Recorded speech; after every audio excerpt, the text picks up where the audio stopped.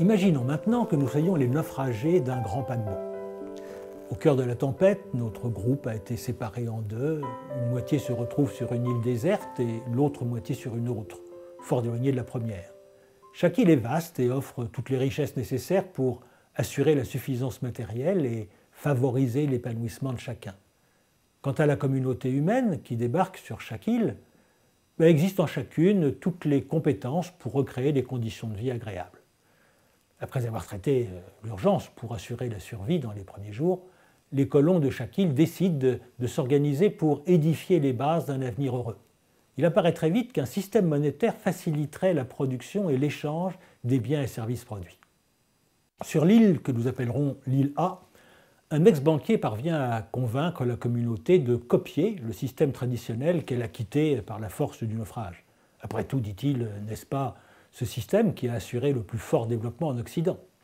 En revanche, sur l'île B, après un long débat, il fut décidé qu'un organisme d'émission monétaire collectif serait créé, mandaté et contrôlé par une double assemblée citoyenne, une élue et l'autre tirée au sort, à mandat court et non renouvelable. Étonnamment, même distantes, les deux îles présentaient de nombreux points communs, entre autres une large rivière coupait chaque île en deux, et il fallait faire un grand détour en amont pour en atteindre l'autre partie. À l'évidence, la solution résidait dans la construction d'un pont. Tout était là, l'envie de le construire, la technologie pour le faire, la main-d'œuvre, les matériaux. Restait à définir seulement comment les personnes qui allaient consacrer leur temps à ce travail d'intérêt collectif allaient être rémunérées. Sur l'île A, le banquier proposa que la communauté s'organise comme toute grande société civilisée, autrement dit qu'elle élabore une fiscalité dont les revenus rendraient possible de tels investissements. Cela s'imposait d'autant plus, précisa-t-il, que, au-delà de la construction du pont, allait se poser aussi la question des communications, de l'éducation, de la santé, bref, des besoins d'utilité commune. Et l'addition s'annonçait lourde.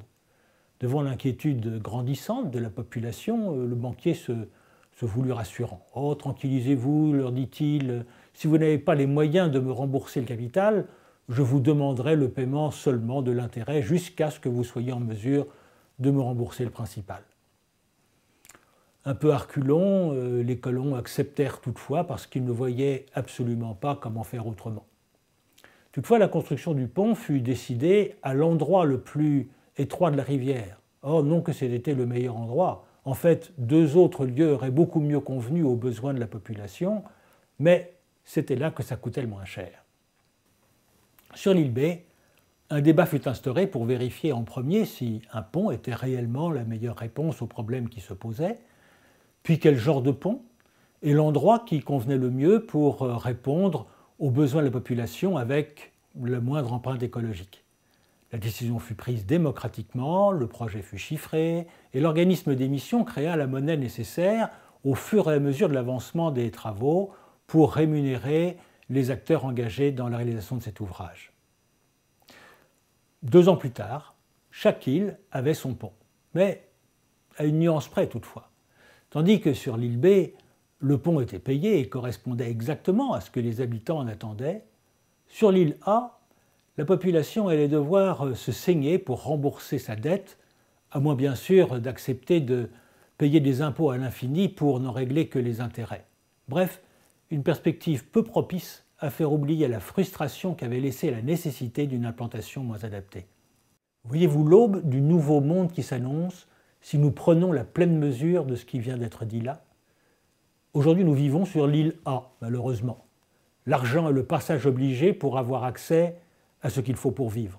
Combien de personnes dans le monde meurent chaque jour par manque de nourriture ou manque de soins, non que la nourriture ou les médicaments fassent défaut, mais parce qu'elles n'ont pas l'argent pour y accéder.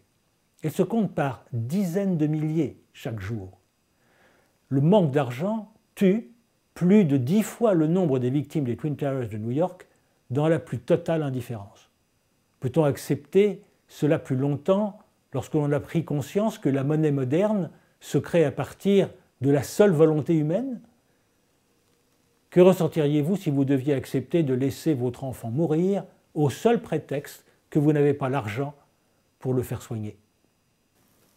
Dès maintenant, si nous sortions de notre prison mentale, nous pourrions être sur l'île B. il suffirait de renverser le modèle. Au lieu que l'argent détermine ce que l'on peut ou que l'on ne peut pas faire, que ce soit ce que l'on décide humainement possible et juste de faire qui détermine la quantité d'argent à mettre en circulation. Tout est prêt pour cela. En ayant libéré la monnaie de l'or, on l'a libérée de la fausse valeur que l'or lui conférait et on l'a libérée de la rareté à laquelle l'or la condamnait. En ayant libéré la monnaie de l'or, on s'est donné la possibilité d'ajuster beaucoup plus finement la quantité de monnaie en circulation avec les besoins réels des peuples.